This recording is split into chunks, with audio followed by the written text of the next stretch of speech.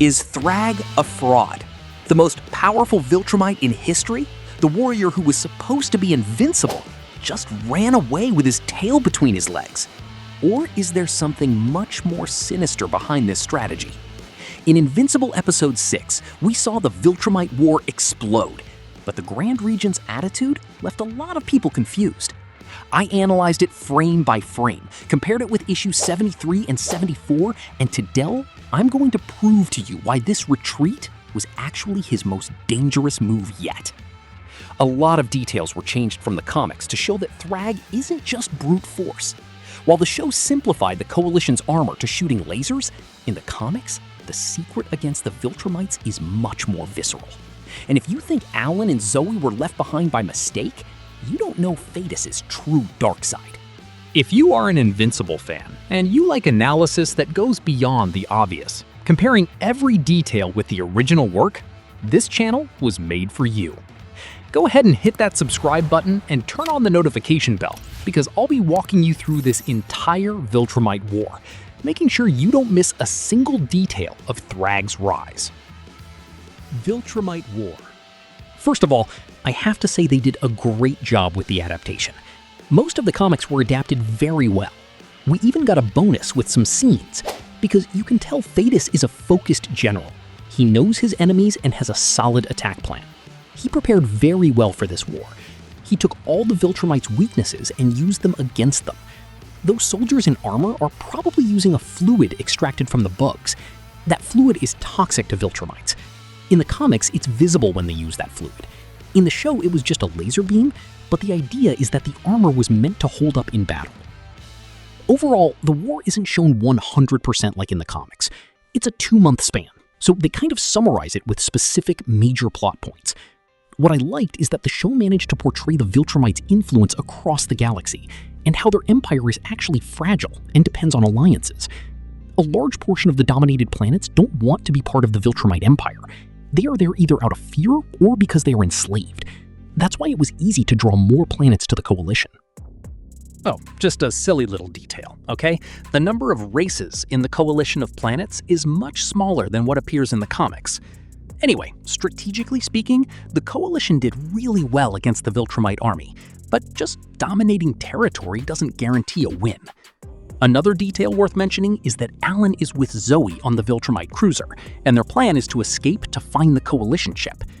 This is a bit different from the comics, because in the comics there is a tracker that causes Space Racer and a Coalition army to show up and save them.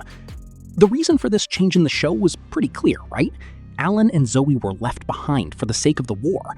That shows Thaedus has allies, but if necessary, he'll do whatever is most important to beat the Viltrumites. He is a Viltrumite, right? He is violent at his core. Another point I need to compare is Allen's relationship with Zoey, which is quite different.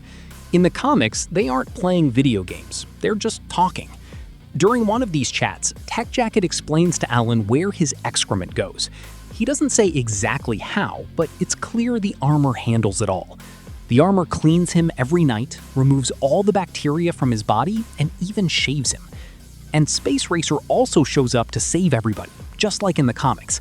The difference is that in the comics, it doesn't show him destroying the Viltrumite cruiser or killing the Viltrumite Crad in that comic book scene. That scene in the show is from issue 73, but Crad's death only happens in issue 75, in a different context. But either way, it's from a shot from Space Racer's gun. One thing I noticed is that Crad, in the comics, has the same symbol on his chest as Conquest and Anissa. That would be the Viltrumite symbol. Anyone who wears that symbol is a decorated elite Viltrumite. That was never explicitly stated in the comics, but the artists who drew the comic talked about it. Ryan Ottley talks about the symbol and says the following: "When I draw Anissa and Conquest, I wanted their uniforms to be different from the regular basic Viltrumite army uniform. I figured these elite Viltrumites were high-ranking, so I wanted some added uniqueness to them. And I just thought the logo would tie it all together." The comic itself doesn't focus heavily on the symbol's meaning, but Ryan says Corey Walker, one of Invincible's creators alongside Kirkman, said the logo represents a hierarchy, an ascension of supremacy. And there you have the 3 pillars, right? One above the other. The Viltrumites' ideology is based on the law of the strongest, right? The weak have no place in the Viltrumite Empire, so this symbol makes a lot of sense. Getting back to Crad, the guy I was talking about, he doesn't have the symbol in the show, so he was kind of demoted. It's not the first time this has happened. Thula also had this symbol on her chest in the comics, and they removed it in the show. Who is elite in the show? Conquest, Anissa, and Thragg. Now, whether they will pay attention to rank, I don't know. And look at how the elite symbol makes perfect sense. Anyone who watched episode 7 saw Thragg turning Nolan, Mark, and Thaedus into ragdolls. That wasn't a fight, it was a humiliation.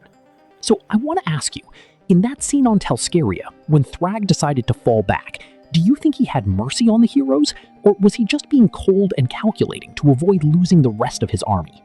Comment down below, mercy or strategy? I want to see if you interpreted that stare down from Thragg the same way I did. And hey, if you want to have a piece of the Viltrumite Empire right in your home, check out the items I've picked out for you in the description and right here on YouTube Shopping. You'll find everything from detailed Omni-Man statues to deluxe comic volumes to see Thragg in action. Don't wait around, because a true fan doesn't wait for stock to run out. Check it out, and let's get back to Thragg's plan. Well, and while I'm talking about Thragg, the episode showed that he is also prepared. There's that scene of him motivating the Viltrumites, which is something that doesn't exist in the saga at this point in the story we are at now. And he also mentions the motto of the old Regent Argal. It's simple, nothing major, but it fits the nature of the Viltrumites and a society based on brute force, on the hierarchy of power. But beyond strength, Thragg is also an expert strategist. He realized he was losing ground on the battlefield, losing planets to the Coalition. So man, he went right ahead and attacked the base directly. He used the traitor to shut down Talescria's defenses and went straight for Thaedus. In the situation he was in, that was the best move.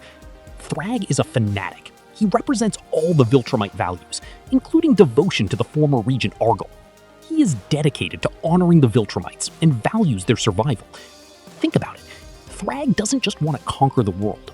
He has an ideology that puts the survival of the Viltrumites above all else, you know? Of course, there will be some changes in direction throughout the story. We know that, but we'll talk about that later. The important thing is that you understand that right now, Thragg wants more than just winning. He wants to ensure the survival of his own people. Omni-Man and Oliver. While the war is raging across the galaxy, Omni-Man is taking care of Invincible, while Oliver is being a teenager. In the saga, this direct confrontation with Omni-Man doesn't happen. Oliver isn't upset or anything like that, he just worries if Omni-Man loves Deb. He doesn't even ask if Omni-Man loved his biological mother. On the contrary, it's said that the people of Thraxa found the way Omni-Man treated Andressa strange. Oliver says the people of Earth care much more about others than his own people on Thraxa do. And that's true, because his people reach the limit of old age at 9 months of life. At 9 months, a Thraxan is already considered an elder. There's not even enough time to miss someone. Wouldn't you agree? Another detail that's in the show, but not the comics, are the 3 stones Omni-Man uses on Conquest's grave. In the comics, it's just 1, and I think he did that to reference the Viltrumite logo, which has 3 pillars. Conquest, in theory, is considered an elite soldier. In the comics, Nolan elaborates on this detail. Conquest went crazy, but everything he did was to serve the Empire. Nolan respects Conquest. He even considers himself inferior to him in the comics. In the show, there was a level of respect, but we didn't get that perspective, that conflict of the Viltrumite Nolan having to deal with this new version of who he is. Oh, did you guys notice Oliver said he feels betrayed by a lobster, right? That happens because Oliver is half Thraxan. His species is insectoid, so it makes sense for him to feel that kind of attraction, okay? The difference between this scene in the show and the comic is that in the show, Omni-Man felt awkward about the subject, while in the comic, he thought it was completely normal. In fact, he talks about his neighbor's daughter back on Talescria who looks like a lobster. For those who don't remember, Omni-Man was living there. Well, here goes a silly little spoiler about Oliver that won't hurt you one bit. His girlfriend in the comics is going to be a lobster-like alien named Haluma. But enough with the spoilers, don't worry, okay? After 2 months on the planet, Mark finally recovers from the fight against Conquest. In the meantime, Oliver and Nolan sorted out the beef between them and are doing fine. The coolest part is that Mark didn't even remember killing Conquest. By the way, as a fun fact, Mark knew Conquest was stronger, so he found it strange that he killed him. And Nolan, in the comics, mentions that Conquest fought as if he were watching his own fight. Meanwhile, Invincible went at him out for blood, relying purely on instinct, which gave him the upper hand in the fight against Conquest. Now that Mark is back, it's time to move to the third part of the analysis. The War on Talescria. Thragg invaded Talescria and wreaked havoc on the coalition of planets' capital. They had everything to win because, besides the Viltrumites having the advantage in the fights, they still had a Thragg who hadn't even engaged in combat yet. But lucky for the coalition, the Omni-Man trio arrived kicking down the door. I saw some fans complaining that the animation isn't as cool as the scenes in the comics, and I agree with you. This phase of the comics is drawn by Ryan Ottley, and the guy absolutely nails it. The dude is really good at doing this. Not to mention the colors the colorist adds, everything was perfect there, you know? Man, but we have to cut them some slack, guys. It would be way more expensive to convey the same scale as the comics, with the shadows, lighting, explosion elements, and destruction. Otherwise, the show would take way longer to come out. But let's get to the main question.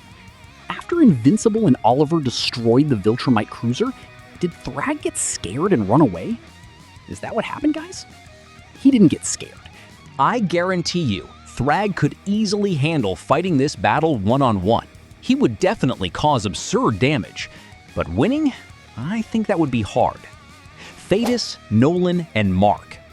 Thaedus killed a Viltrumite by breaking his neck, so that's one less for his army, you get it? Even if Thragg won, he would lose Viltrumite lives, something he does not want. His goal isn't just to win the war, it's to bring glory to his people and increase the numbers of his species. Getting a new Viltrumite is costly, and he's not going to want to lose any now. Thragg didn't run away out of fear of dying, but out of fear of being the last one. To him, every pure Viltrumite lost is a scar on the Empire. He is a born strategist. If he fought there, he might even be able to kill Nolan and Thaedus, but the cost in Viltrumite lives would be too high for his future plans. In issues 102 and 115, we see what happens when he decides he doesn't need strategy anymore and resorts to total carnage. And trust me, you are not ready for what's coming. The fact is, Thragg wants something more, not just to win a war and prove he's the strongest. That's why he is the leader of the Viltrumites. He isn't the leader for nothing, you know? What I can tell you guys is that Thragg hasn't even gotten started. You haven't even seen the tip of the iceberg. Well, the Coalition discovered the traitor, and now knows Thragg's plan was to gather all the Viltrumites to counterattack. In other words, he launched the attack and had a backup plan in case it went wrong. Thragg isn't just a brawler. The guy is a massive strategist. It's strength and intelligence. Guys, I'm sure all of you are going to really enjoy it when he attacks. Thragg has only shown the tip of the iceberg, and the Coalition barely knows what's waiting for them.